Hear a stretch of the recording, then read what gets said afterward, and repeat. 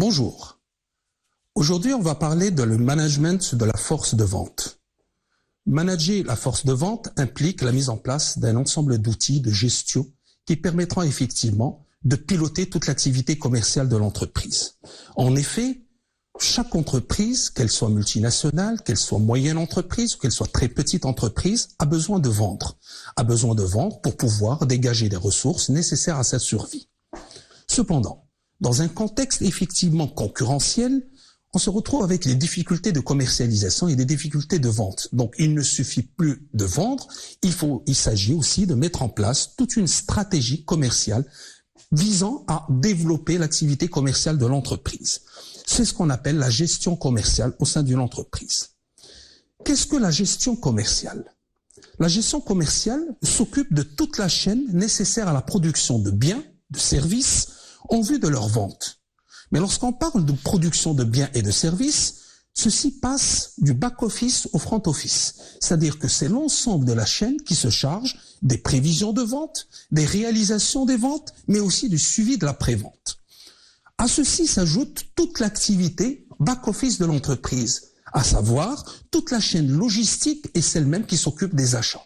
Et donc, lorsqu'on parle de gestion commerciale, ceci implique effectivement une organisation globale de l'entreprise orientée vers le client.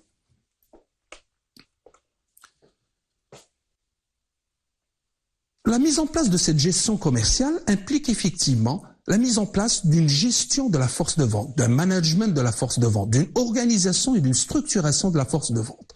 Qu'est-ce qu'on entend par force de vente? Une définition communément utilisée porte à donner que la force de vente est l'ensemble du personnel chargé de rendre visite, de recevoir les clients et enfin d'assurer la promotion de la vente et de la pré-vente. Lorsqu'on parle de rendre visite, c'est-à-dire que déjà, on parle de vendeur itinérant. C'est un vendeur qui va se déplacer chez le client pour pouvoir présenter ses produits, promouvoir l'entreprise ou les produits de l'entreprise et enfin commercialiser et négocier des contrats. Ou encore recevoir des clients, c'est-à-dire que ce sont des vendeurs sédentaires qui se trouvent à l'intérieur de l'entreprise, qui ne sortent pas et qui se chargent de l'accueil, de l'orientation, du conseil et enfin de la commercialisation des produits. La promotion de la vente, la promotion des produits passe aussi par un système de prospection, de recherche de clients et de communication. Tout ceci nous mène vers une logique simple qui dit que l'importance de la force de vente est indispensable au niveau de l'entreprise. Pour l'entreprise, la mise en place de cette force de vente implique l'exercice d'un certain nombre de fonctions. Première chose, certes, les vendeurs vont vendre, négocier, conclure des contrats, décrocher des marchés. C'est la base même de l'activité du vendeur ou du commercial. Deuxième chose, la prospection. Ils vont partir à la recherche de nouveaux clients, analyser leurs besoins, identifier l'évolution du marché, analyser la concurrence, un ensemble d'éléments qui permettront effectivement à l'entreprise d'adapter ses produits, d'améliorer ses produits et de mieux commercialiser ses produits. Troisième point, la fidélisation de la clientèle. Fidéliser une clientèle implique effectivement que je vais gérer mon portefeuille, assurer le suivi des clients, analyser leur satisfaction et permettre par la suite d'augmenter les ventes ou de décrocher de nouvelles commandes. Enfin, la communication. Certes, le vendeur est chargé de la vente des produits, mais attention, il ne va pas s'occuper uniquement des produits, mais aussi il va communiquer, donner de l'information d'abord aux clients concernant les produits, les conseils d'utilisation, un accompagnement à l'utilisation, l'intérêt du produit, mais aussi collecter l'information qu'il va remonter au niveau de l'entreprise. Effectivement, il est le premier interlocuteur, le premier intermédiaire entre l'entreprise et le client, et donc les informations vont circuler dans les deux sens. Tout ceci en vue d'un objectif ultime recherché par l'entreprise, qui est effectivement la rentabilité, dégager des bénéfices, dégager des marges bénéficiaires pour chaque produit vendu, et enfin assurer la pérennité de l'entreprise et de l'existence de cette entreprise. On peut donc dire que la force de vente joue un rôle d'intermédiaire entre l'entreprise, ses produits et ses clients. Entreprise, parce qu'elle va communiquer, elle va utiliser, elle va réaliser les objectifs fixés par l'entreprise, le produit parce qu'il va présenter les caractéristiques des produits, et enfin les clients parce qu'il va chercher à satisfaire les besoins de ces derniers. Pour ce faire, ils vont utiliser un certain nombre de méthodes, d'outils, de techniques de vente et qui vont être spécifiques à chaque entreprise, à chaque produit, à chaque client et qui vont permettre effectivement d'atteindre les objectifs ultimes de vente de l'entreprise.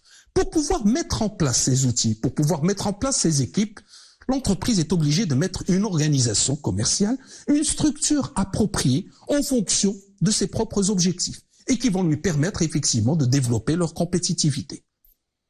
L'organisation, la structure de cette force de vente implique nécessairement de tenir compte d'un certain nombre de variables internes et externes à l'entreprise. Première chose, nature des produits. Quel type de produit je vends? Produits simples, produits complexes, produits industriels, produits de consommation normale, etc. Quel type de client j'ai en face? Est-ce que effectivement c'est des particuliers, c'est des consommateurs, c'est des intermédiaires, c'est des industriels, c'est de la profession libérale, etc. Et donc, face à cette complexité des produits, des clients, de la nature du marché, de la concurrence, on va mettre en place toute une stratégie ou une structure organisationnelle pour manager cette force de vente. Différentes structures se présentent. Première chose, on peut dire que je peux structurer mon organisation ou ma force de vente par secteur. Par secteur, c'est-à-dire que tout simplement, je vais diviser selon l'espace géographique. Les uns vont travailler dans la première ville A, à Rabat. Les autres vont travailler au niveau de Casa, d'autres à Kenitra, d'autres à Agadir. Et donc, je vais avoir une répartition territoriale au niveau des produits. Comme je peux effectivement dire, il y a telle équipe au niveau de telle zone, tel secteur, tel quartier uniquement par rapport à la ville.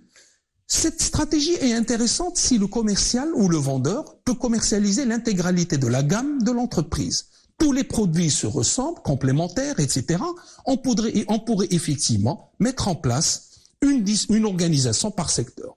Mais lorsque les produits sont différents, techniquement différents, technologiquement différents, destinés à des utilisateurs différents, dans ce cas, la segmentation ou la répartition, l'organisation de cette force de vente va se faire effectivement par produit. Par produit implique tout simplement que chacun va maîtriser une gamme précise de produits, une catégorie précise de produits qui va cibler une clientèle bien précise.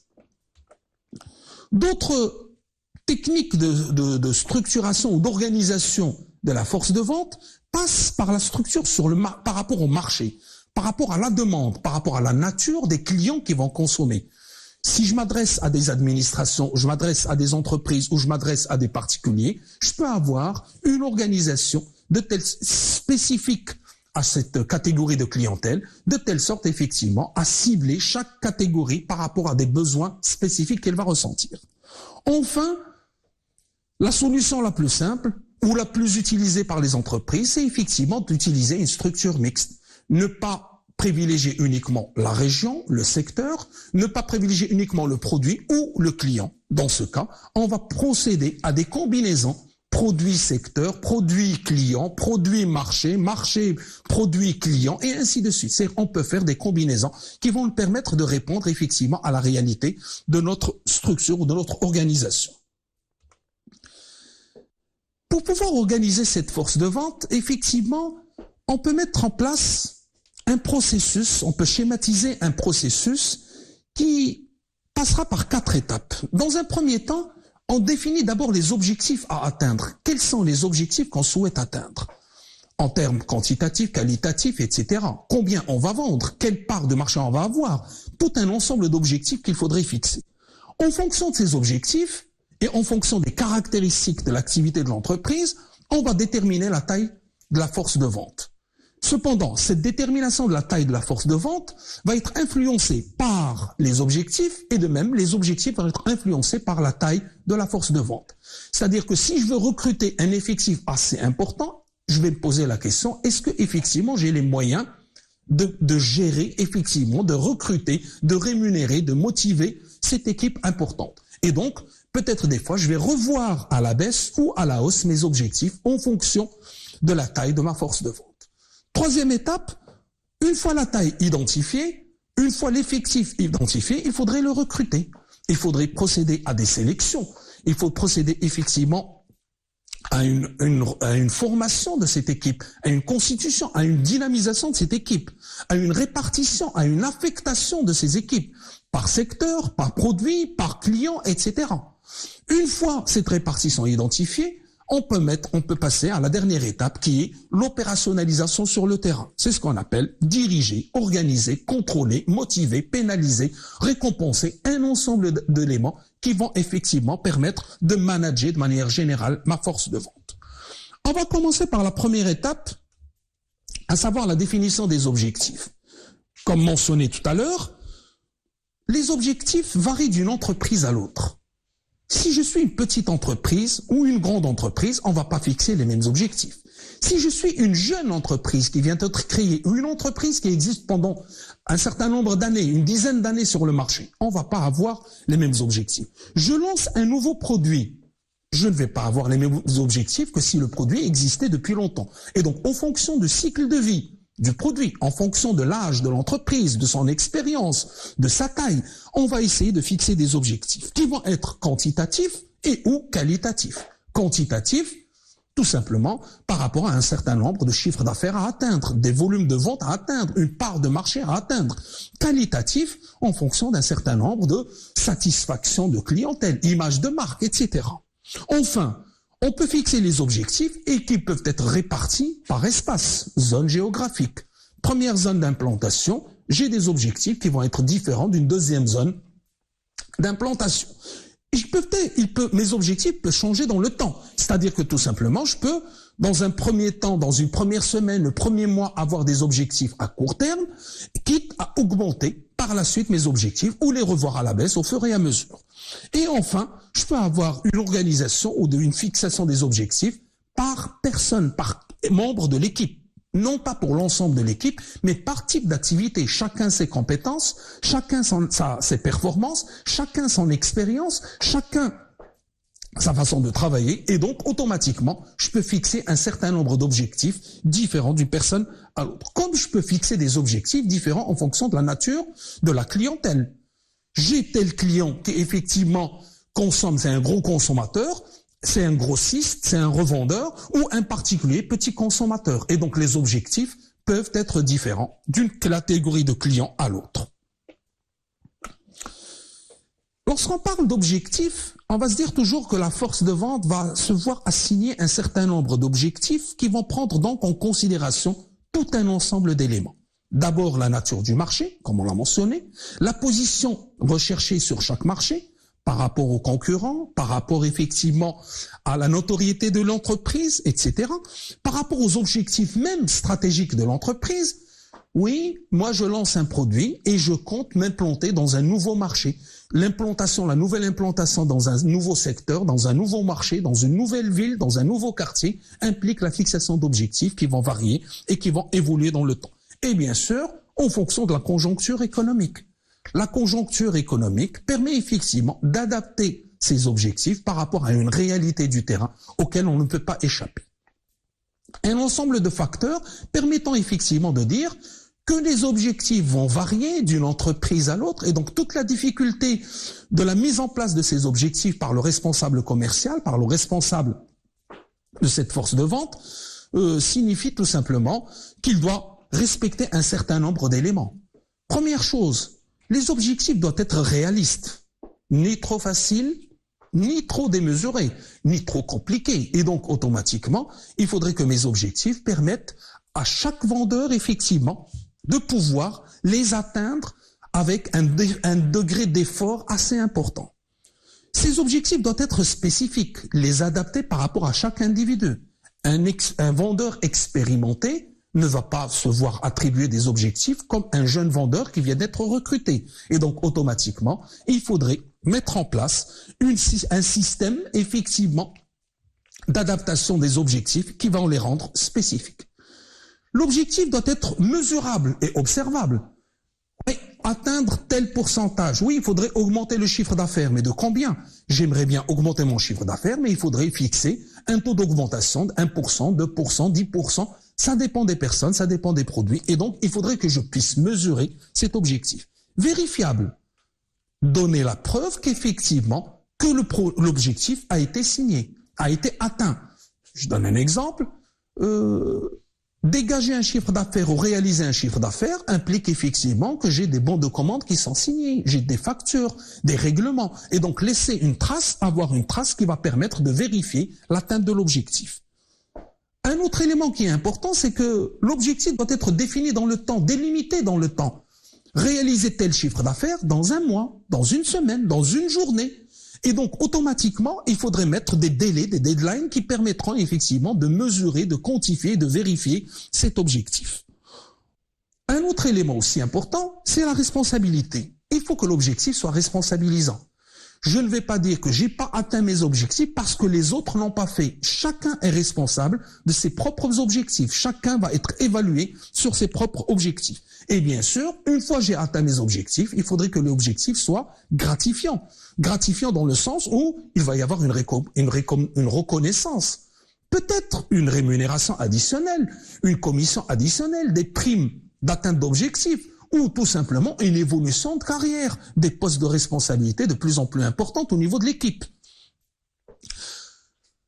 L'objectif, on a dit au départ que effectivement les responsables vont mettre en place des objectifs, mais ils le font bien sûr en concertation avec les équipes.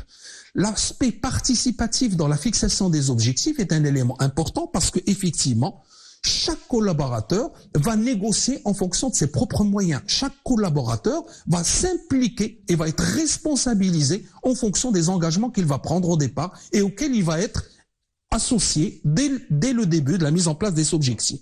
Et enfin, un objectif doit être fixe. Il ne faut pas s'amuser à changer les objectifs en cours de route. Oui, vous n'avez pas atteint, on revoit à la baisse. Vous avez dépassé, on augmente les objectifs. Déjà, l'objectif, c'est un élément prévisionnel qu'il faut mettre en place. Et donc, par rapport à cet élément, il faudrait l'analyser, le vérifier, le contrôler et donc détecter les anomalies qui ont poussé à dire oui, l'objectif n'a pas été atteint et donc quelles sont les corrections nécessaires. Il a été dépassé, peut-être qu'au niveau des prévisions, on a commis une erreur. Et donc, tout ceci pour dire qu'un objectif, s'il est mal défini, il va être mal perçu, mal mis en place, mal opérationnalisé, mais lorsqu'on fixe des objectifs qui sont clairs, qui sont nets, qui respectent un certain nombre de normes, on peut dire qu'effectivement que le rôle du responsable est mis en place et donc ce n'est qu'à partir de ce moment qu'on peut entamer la démarche d'identification de la taille, de le recrutement de la force de vente et de l'organisation de son activité sur le terrain. Exemple, on va prendre un certain nombre d'exemples d'objectifs. En termes de volume, c'est le chiffre d'affaires, le volume de vente, la part du marché, et donc qui permettent effectivement d'évaluer, de vérifier, de déterminer de manière claire ces objectifs. Rentabilité, bénéfice, marge commerciale, ou taux de réduction. Certains vendeurs, effectivement, pour faciliter la vente, pour essayer de déclencher l'acte d'achat chez le consommateur, ils seront enclins à donner des réductions de plus en plus importantes. Ces réductions, certes, permettent d'augmenter le chiffre d'affaires, mais d'un autre côté, ils vont minimiser le bénéfice même réalisé par l'entreprise. Objectif de position concurrentielle. Ma position par rapport aux concurrents, ma position par rapport aux autres entreprises. D'un côté, ça peut être la part du marché au niveau de l'entreprise, part du marché atteinte, visée et à développer. La présence, la notoriété, la qualité, le taux de satisfaction des clients, etc. Donc tout un ensemble d'objectifs qui permettront effectivement d'organiser, de cibler ma force de vente. Le point suivant nous permettra de répondre à une question que tout responsable d'une force de vente se pose. J'ai des objectifs à atteindre, combien de personnes je dois recruter? Combien de personnes sont-ils nécessaires pour pouvoir atteindre cet objectif? C'est une question qui paraît simple au départ. Oui, quel est le nombre de vendeurs? Mais attention, c'est difficile parce que d'un autre côté, si le nombre de commerciaux augmente, les charges augmentent, le coût de vente augmente et donc ça peut se répercuter sur la performance. Mais si le nombre de commerciaux augmente, Ça veut dire aussi que le chiffre d'affaires peut augmenter, les ventes vont augmenter et donc la performance de l'entreprise peut augmenter. Et ce sont donc deux éléments qui vont se tirailler d'un côté et de l'autre et qui pousseront effectivement à une réflexion sur les techniques et les moyens de détermination de cette taille de la force de vente. Différentes méthodes peuvent être utilisées, du plus simple au plus complexe. Il y a des méthodes qui sont très simplistes, d'autres qui sont assez complexes, qui permettent effectivement d'identifier la taille ou le nombre des vendeurs en fonction d'un certain nombre d'indicateurs précis. Première chose, première méthode, une méthode économique simple, c'est la méthode de l'analyse marginale. Je recrute jusqu'à ce que le dernier me rapporte moins. Deuxième méthode, la méthode de division. Tel volume de vente, tel volume d'activité, je divise et je trouve le nombre de vendeurs. Charge de travail, telle charge de travail, telle activité par personne, je divise et je trouve le nombre de vendeurs. Des méthodes qui sont assez fréquentes, qui sont utilisées en fonction d'un certain nombre de secteurs d'activité. Première méthode, la méthode d'analyse marginale. Il s'agit tout simplement de calculer un ratio simple, chiffre d'affaires réalisé sur les coûts engendrés par les vendeurs. Chaque vendeur que je recrute va me permettre de générer un chiffre d'affaires. Et chaque vendeur que je recrute va générer un coût. Le rapport entre ces deux va me permettre effectivement de dire quel est le ratio de rentabilité ou de performance de ce vendeur. Je recrute jusqu'à effectivement ce que le dernier vendeur recruté, le vendeur marginal, commence à générer une productivité ou un ratio inférieur à la moyenne de l'ensemble des vendeurs. Pour illustrer tout ça, on va voir un exemple chiffré. Partant de l'hypothèse suivante, j'ai un historique de vente au niveau d'une entreprise par rapport à 3 vendeurs que je recrute, A, B et C, qui ont des chiffres d'affaires 1,5 million, 2,5 millions et 2 millions, mais chaque vendeur, en fonction de ses déplacements, en fonction de ses efforts, en fonction de sa pertinence, sa performance, va générer des coûts qui vont être différents. 150 pour le premier, 200 pour le second et 250 pour le troisième. Et je me pose la question, je voudrais recruter j'ai besoin d'un vendeur additionnel. Vu le volume d'activité, vu la conjoncture actuelle, je vais recruter un 4e vendeur. Et donc, l'entreprise va chercher effectivement à choisir entre le vendeur D ou le vendeur E. Sachant que effectivement, en faisant ces calculs, elle va se dire, le premier étant moins expérimenté, il pourra atteindre tel volume, 800 000 de chiffre d'affaires, mais pour un coût de 70 000. Alors que le second, beaucoup plus expérimenté, permettra effectivement d'augmenter le chiffre d'affaires à 1,2 million et les coûts à 130 000, avec des coûts de 130 000. La réflexion va se faire effectivement en disant, réellement, au niveau de mon entreprise, par rapport à mes 3 vendeurs, quel est le coût moyen? Quel est le ratio moyen? Je calcule le ratio, chiffre d'affaires sur coût pour le premier, qui est égal à 10, chiffre d'affaires sur le coût 12,5 pour le second, chiffre d'affaires sur coût 8 pour le dernier, et au total, je vais avoir un ratio de 10. Pour les 2 autres, pour les nouveaux, pour le choix, D va permettre effectivement d'avoir un ratio de 11 et E, un ratio de 9. En fonction de cette méthode, en utilisant cette méthode, j'aurai tendance effectivement à dire le vendeur additionnel que je vais prendre est le D. Pourquoi? Parce qu'effectivement, il a un ratio de 11,4 par rapport à 10 et qui est supérieur à l'autre. Mais cette méthode n'est pas nécessairement bonne parce que si mon objectif était d'augmenter ma part du marché, même si effectivement le ratio n'est pas bon pour le vendeur E, effectivement que je recruterai le E, parce que l'objectif étant effectivement d'augmenter. Mais si l'objectif était d'augmenter la performance ou la rentabilité de l'entreprise, je prendrai le D. Tout ceci pour dire qu'effectivement, que l'entreprise, en fonction de ses moyens, en fonction de sa stratégie, en fonction de son objectif, elle va effectivement utiliser la méthode ou les méthodes qui vont être adaptées par rapport à chaque situation. Cette séance arrive à sa fin. Je vous remercie pour votre attention et à la prochaine séance, Inch'Allah.